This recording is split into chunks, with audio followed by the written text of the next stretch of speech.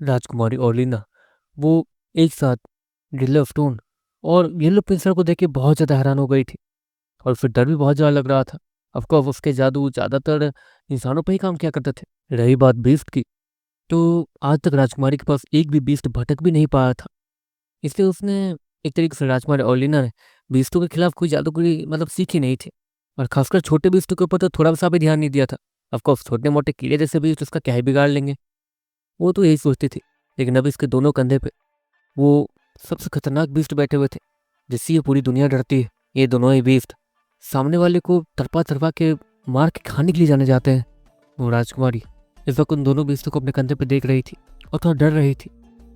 देखते देखते अचानक से ही राजकुमारी ओलिना उसे सब कुछ धुंधला दिखने लगता है और उसे चक्कर आने लगते हैं। वो तुरंत ही बेहोश हो जाती है, लेकिन जब उसकी आंखें खुलती है तो श्योर उसे बिस्तर पे लेटा रहा था और वो उस समय उसके बहुत करीब भी था। श्योर को इतना करीब देखने के बाद अचानक से राजकुमारी ओलिना उससे धक्का देती है और तुरंत ही बिस्तर पर बैठ जाती है और उसे आंखें फाड़ के देखने लगती है। देखिए, आप गिर रही थी तो आपको पकड़ के मैं बस यहाँ लेटाने लाया था और मैं लेटा ही रह सकने में ही आप होश में आ गए और कुछ नहीं।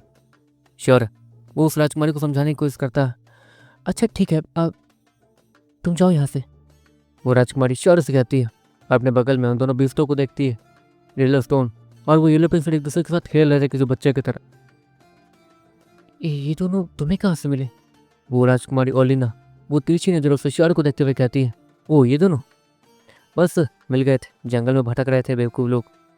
श्योर स्माइल के साथ कहता है और वो दोनों ही येलो पेंसिल और मोटा कीड़ा श्योर को गुस्से से देखने लगते हैं। तुम लोग अपना काम करो, देखो यह शैतानी मत करना, समझे? और देखो राजकुमारी ओलिना तुम लोग को देख के डर गई, ऐसा तुम लोग को करना चाहिए। श्योर वो येलो पेंसिल और मोटे कीड़े को डांटते हुए कहता और वो दोनों अजीब से शांत बच्चे की तरफ की डांट सुन रहे थे। राजकुमारी ओलिना एक तरीके से उसने येलो पेंसिल और मोटे कीड़े रियल स्टोन के बारे में अच्छे से पढ़ रखा था कि ये दोनों किस टाइप के बीस्ट होते हैं, बहुत ज़्यादा ताकतवर लोग। वो लोग एक तरीके से ये चाहते ही थे कि उनकी टीम में एक येलो पेंसिल या फिर रियल स्टोन हो जिनका सेम काम होता। लेकिन परेशानी ये थी कि येलो पेंसिल और रियल स्टोन वो ताकतवर नहीं होते थे ज़्यादा, वो सभी बस खाने पीने पर ध्यान देते थे और कुछ नहीं, उन्हें ताकत से कोई मतलब नहीं होता था। इसलिए अगर उन्हें कोई ज़बरदस्ती टीम कर भी ले, जो कि वो नहीं कर सकते हैं, ऑफकोर्स उनके अंदर बुद्धि ही नहीं होती है, दिमाग ही नहीं होता है, जब तक कि कोई उनसे उनकी भाषा में बात ना करे। एक बार एक आदमी था जिसने अच्छे से ड्रिल स्टोन की भाषा में एक ड्रिल स्टोन को टेम किया था, लेकिन इसका कोई फ़ायदा हुआ ही नहीं था। ड्रिल स्टोन की ताकत वो थी ही नहीं, बहुत कमज़ोर थी। एक तरीके से उसे टेम करना ना करना एक बराबर था। और एक बार एक आदमी ने एक ड्रिल स्टोन को कन्विंस तो किया कि वो उसके साथ आ जाए।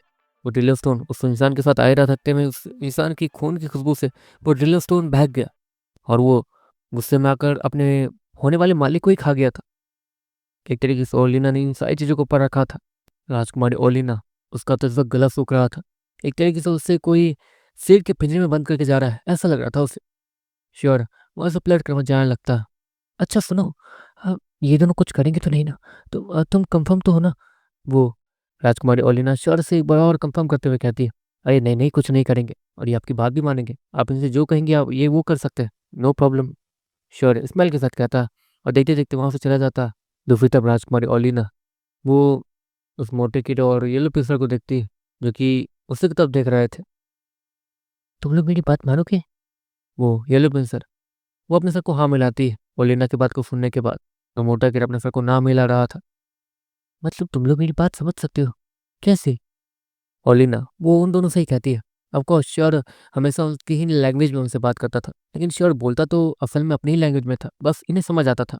लेकिन श्योर जो अपनी लैंग्वेज में हमेशा सभी से बात कर रहा था, उसी के कारण अब श्योर के काफ़ी सारे बीस्टों को भी इंसानों की लैंग्वेज आ गई थी और वो लोग उसकी इंसानों की लैंग्वेज को समझ सकते थे। और तो और काफ़ी सारे ताकतवर बीस्ट वो तो इंसानों की लैंग्वेज बोल भी लेते थे। लेकिन ये बात राजकुमारी ओलिना को पता होनी चाहिए थी, लेकिन मोटे कीड़े को कुछ रियलाइज़ होता। अरे, इसे लग रहा है कि हम लोग कमज़ोर हो, मतलब हम लोग ताकतवर नहीं हो सकते हैं ना, इसलिए हम लोग ताकतवर होंगे नहीं तो इंसानी लैंग्वेज सीखेंगे कैसे, इंसानों की तरह बोलेंगे कैसे? मोटा कीड़ा वो येलो पेंसिल को समझाते हुए कहता है। येलो पेंसिल पे अपने सर को हाँ मिलाती है। लेकिन असल बात तो ये थी कि मोटा कीड़ा और येलो पेंसिल ताकतवर हो चुके थे और वो काफ़ी तेज़ी से सब कुछ सीखते थे। श्योर के ह्यूमन टाइप लैंग्वेज को भी उन लोगों ने सीख लिया था। वो राजकुमारी अपने हल्के हाथों से धीरे धीरे उस येलो पेंसिल को अपने हाथ में लेती है और उसे सहलाने की कोशिश करती है। येलो पेंसिल वो उल्टा लेट जाती है ताकि वो राजकुमारी उसके साथ खेल सके और वो उसके एक तरीके से उसे कंफर्टेबल फील करवा सके। येलो पेंसिल और मोटे कीड़े का सामने का हिस्सा वाला चेहरा वो बहुत ज़्यादा डरावना था और ऑफ कोर्स वो लोग उसी से किसी भी चीज़ को खाया चीर के रख सकते थे। वो राजकुमारी भी ये बात समझ रही थी। वो राजकुमारी उसे करीब 2 से 3 घंटा लगता है हम सभी के साथ कंफर्टेबल होने में। दूसरी तरफ वो राजकुमारी ये भी कुछ देखती है कि मोटे कीड़ा वो थोड़ा अजीब है। उसके बॉडी के ऊपर एक अजीब सा पैटर्न बना हुआ था जो कि आज तक शौर्य ने भी नोटिस नहीं किया था। ऑफकोर्स मोटा कीड़ा पहले से ब्लैक और ग्रे कलर के मिक्स का था, लेकिन फिर भी उसके बॉडी के ऊपर कुछ तो था जो कि हल्के कलर का था और थोड़ा पैटर्न टाइप लग रहा था। उस राजकुमारी की नज़र उस पर चली जाती है और वो राजकुमारी उस मोटे कीड़े को उठाने के बाद उसे चेक करने लगती है। दूसरी तरफ शौर्य, मैग्रॉन और बहुत सारे सिपाही लोग वो लोग इस वक्त फायर फॉरेस्ट की तरफ बढ़ रहे थे। आसमान में धुआं ही धुआं फैला हुआ था और सच में वो जगह दूर से देखने में कमाल की लग रही थी। पता नहीं, वैसे मैंने फायर फॉरेस्ट तो बहुत सारे देखे हैं, लेकिन ऑफ कोर्स यहाँ पर एक क्वीन रहती है तो इस फायर फॉरेस्ट को बाकी फायर फॉरेस्ट से तो अलग ही होना होगा, है ना? श्योर स्माइल के साथ कहता है। हाँ, तुम कह तो सही रहे हो। मैग्रॉन भी अपने सर को हाँ मिलाता है। दूसरी तरफ वो सैनिक श्योर और मैग्रॉन की बातें सुन रहे थे। देखो, फायर फॉरेस्ट जितना ज़्यादा खूबसूरत है उतना ज़्यादा डरावना भी, और हर कदम पे खतरा भी होगा वहाँ पर, बिल्कुल इस वहाँ की क्वीन की तरह। वो सैनिक श्योर से कहता है। अच्छा, आपको क्या लगता है, मतलब आज से पहले उस क्वीन ने क्या बड़े बड़े कांड किए होंगे वैसे, जो कि आपको पता हो? श्योर है वो उसी सैनिक से कहता है। देखो, जहाँ तक मुझे याद है उस क्वीन ने महाराज के एक हाथ को काट दिया था, जिसे ठीक होने में करीब महाराज को 1 महीने लग गए थे। और अजीब बात यह थी कि उस फायर क्वीन का दिया हुआ घाव कभी भरता नहीं, उल्टा और ज़्यादा जलते रहता। पता नहीं उस दिन महाराज को कितना ज़्यादा दर्द सहना पड़ा होगा। वो सैनिक श्योर को समझाते हुए कहता। और ये चीज़ काफ़ी थी कि ऑफकोर्स श्योर वो ये समझ गया था कि वो किस चीज़ से डील करने जा रहा है। वैसे उसके पास किस टाइप का हथियार है? श्योर है वो उसी सैनिक से दोबारा कहता। देखो, मैं सैनिकों का सुप्रीम एक तरीके से सभी को कमांड करता हूँ, और जहाँ तक है उस फायर क्वीन के सबसे ज़्यादा करीब महाराज ही गए और कोई नहीं। मैं भी उससे लड़ने के लिए पर आगे बढ़ा तो था, लेकिन उसके बॉडी से जो आग निकलती है, अगर मैं उसके 2 मीटर के अंदर आया तो पक्का मारा जाऊंगा चल के। तो तुम खुद समझ जाओ, उसके करीब जाना मतलब मौत को दाव देना। इसलिए हमें उसे कैसे भी अपने काम के लिए मनाना होगा। तुम्हारी ये दोस्त ये राजकुमारी के रूप में जा रही है, तो ऑफकोर्स वो फायर को इतनी आसानी से जल्दी कुछ करेगी नहीं, क्योंकि वो जानती है कि महाराज अपनी बेटी के लिए कितना पागल है। और अगर इससे कुछ हुआ तो महाराज पूरी ताकत लगा देंगे, वो अपनी जान की फिक्र भी नहीं करेंगे और फायर फॉरेस्ट पे हमला कर देंगे। वो ये भी जानती होगी, इसलिए वो अचानक से या फिर कुछ गलत कदम नहीं उठाएगी। वो सैनिक का सुप्रीम वो इशारे से कहता। वैसे ये आइडिया भी अच्छा है, ताकि वो हमारे प्लान को अच्छे से समझ सके।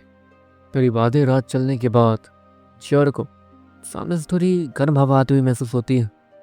और अब अगर श्योर और सभा की सभी इस फायर फॉरेस्ट में एंटर कर ही रहे हैं, तब उन्हें सांस लेने में परेशानी होने ही वाली है, क्योंकि वहाँ पर ज़्यादातर ऑक्सीजन वो तो आग के कांटेक्ट में आने के बाद गर्म हो गया होगा और सांस लेने के लिए नहीं होगा। इसलिए ऐसे माहौल में उनकी मौत सांस फूलने से ना हो, इसलिए वो लोग धीरे धीरे सांस लेने वाले थे। श्योर, मैग्रॉन और बाकी सभी धीरे धीरे उस फायर फॉरेस्ट में एंटर करने लगते हैं। वहाँ पर एक अजीब सी आग की लहर थी जो कि किसी को नुकसान नहीं पहुँचा रही थी, लेकिन श्योर जैसे ही उसके अंदर एंटर करता वो समझ जाता कि उस क्वीन ने अब तक श्योर और बाकी सभी को सेंस कर लिया होगा, क्योंकि ये पूरा जो भी फायर फॉरेस्ट में आग भरा पड़ा है वो पूरा का पूरा उस फायर क्वीन की बॉडी से जुड़ा होगा, और वो फायर क्वीन सभी को महसूस कर पा रही होगी। अगले पल वहाँ आसपास के पेड़ पौधों से बहुत ज़्यादा आग निकल के आने लगती है और वो तेज़ी से श्योर और बाकी सभी के सामने जमा होनी शुरू हो जाती है। लेकिन वो अजीब सी आग जो वहाँ जमा हो रही थी वो किसी पर हमला नहीं कर रही थी। देखते देखते वो लंबी सी आग जो कि आग की लपट थी, वो देखते देखते एक खूबसूरत सी लड़की का शेप लेने लगती है, और वो एक खूबसूरत सी लड़की में बदल जाती है। इसकी कोई बॉडी नहीं थी, सिर्फ आग से बनी हुई थी वो, लेकिन फिर भी वो देखने में खूबसूरत लग रही थी, पता नहीं कैसे। कौन हो तुम लोग? वहाँ पर आवाज़ गूंजती है। हम लोग विकास कबीले से आए हैं।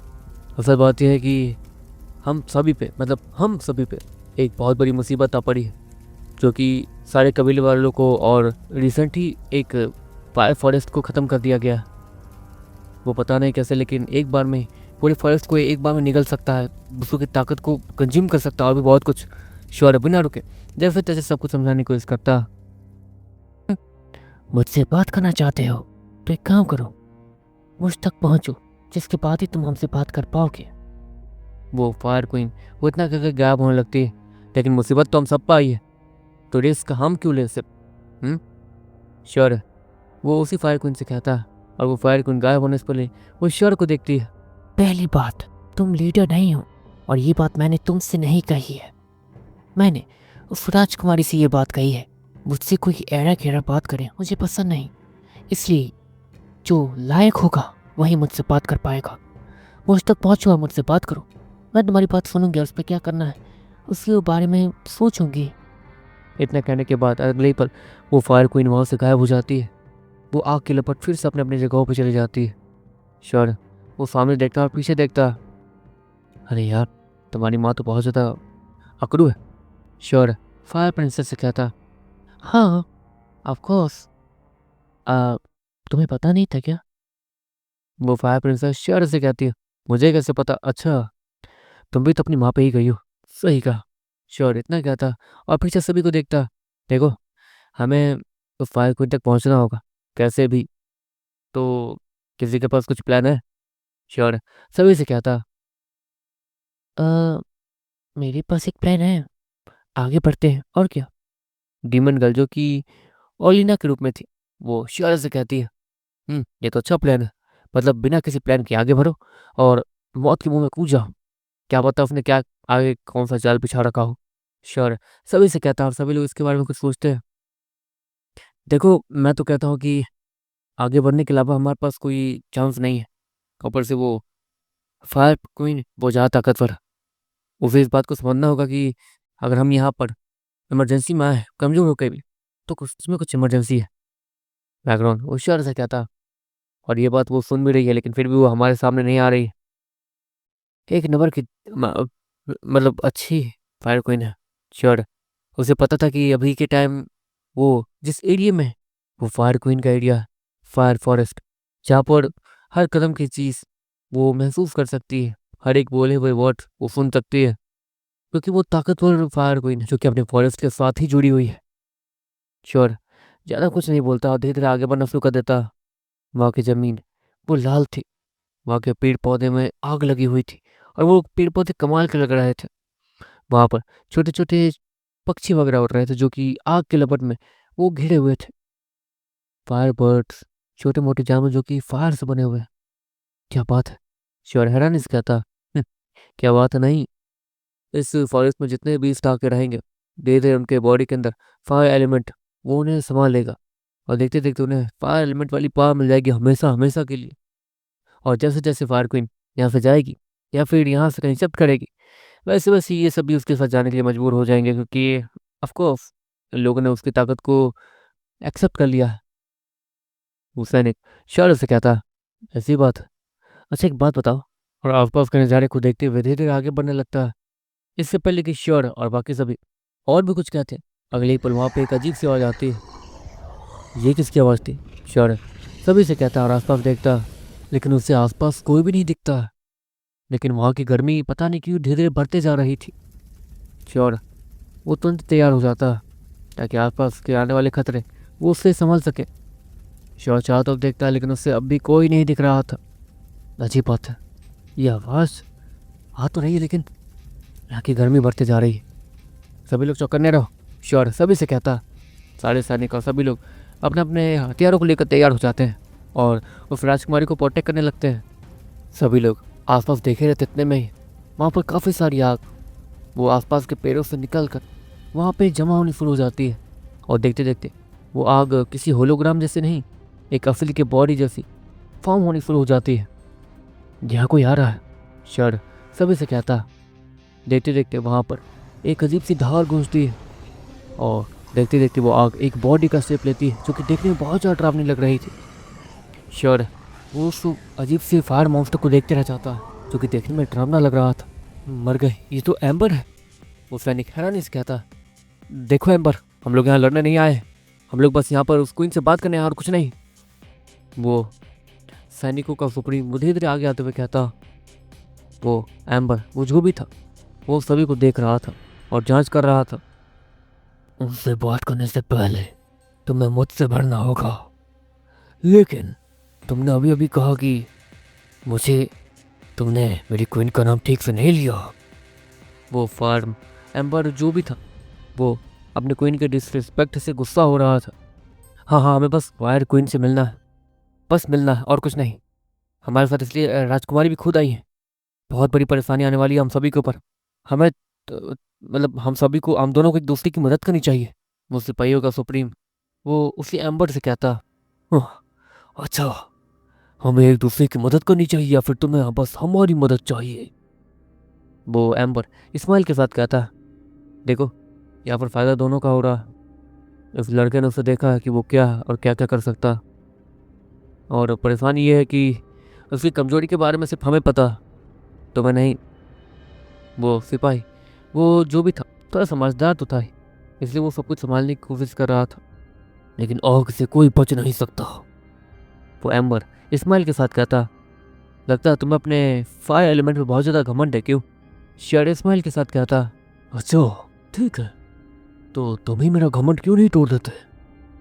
वो एम्बर वो अपनी उंगली को आगे करते हुए कहता, वो भी शेर की तरफ पॉइंट करते हुए, अच्छा देखो, जहाँ तक है तुम्हारी क्वीन, मतलब फायर क्वीन, वो बहुत ज़्यादा ताकतवर है।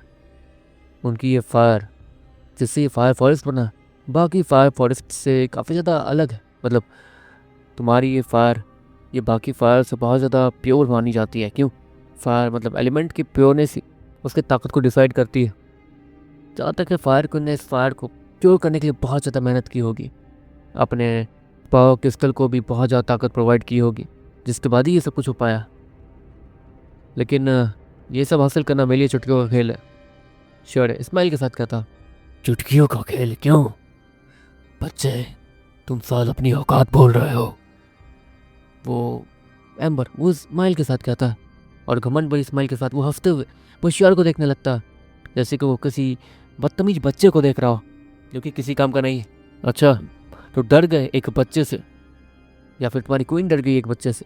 क्योंकि ऑफकोर्स हम नए हैं, हम क्या कर सकते हैं क्या नहीं वो तुम्हें नहीं पता, इसलिए तुम हमारा टेस्ट ले रहे हो। श्योर उस एम्बर से कहता, और उस एम्बर के चेहरे पर हल्का सा गुस्सा दिखने लगता है। श्योर क्या कर रहे हो तुम?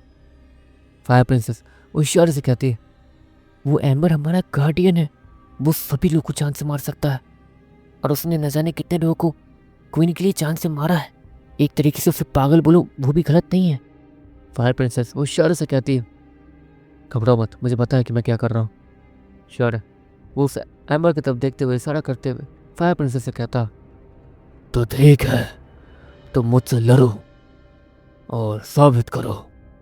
वो एम्बर वो श्योर से कहता, अच्छा, लेकिन क्या तुम्हारी क्वीन को मुझसे डर लग रहा है जो कि वो मुझसे लड़ने नहीं आ रही है?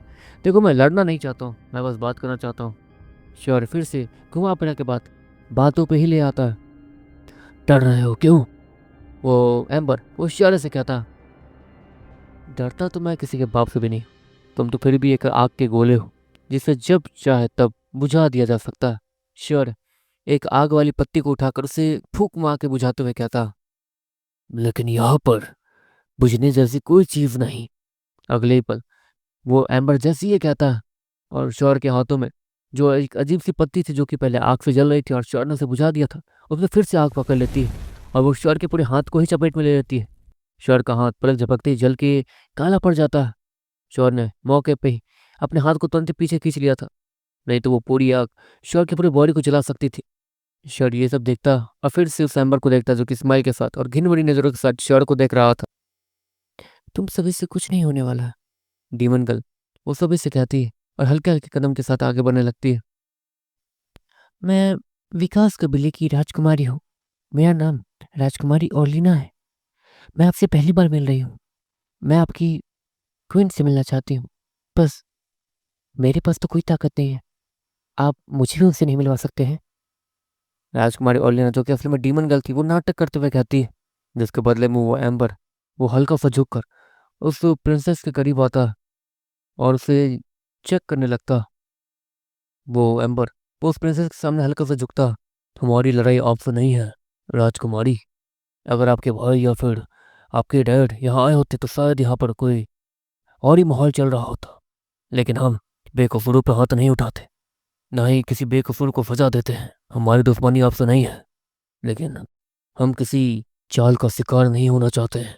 वो एम्बर वो प्रिंसेस से कहता है, और लिंदा से, लेकिन ये कोई चाल नहीं है, हम पे सच में एक हमला होने वाला है। और लीना भी उसे समझाते हुए कहती है, देखो गाइस आज एक ही वीडियो आएगा, मैं थोड़ा बीमार हूँ आज, ठीक है, मतलब थोड़ा पता नहीं क्यों यहाँ बहुत ठंड है, बाकी जगह गर्मी है लेकिन यहाँ बहुत ज़्यादा ठंड है, तो इसलिए मैं बीमार हूँ, तो आज सॉरी एक ही वीडियो आएगा। And bye, tata, see you.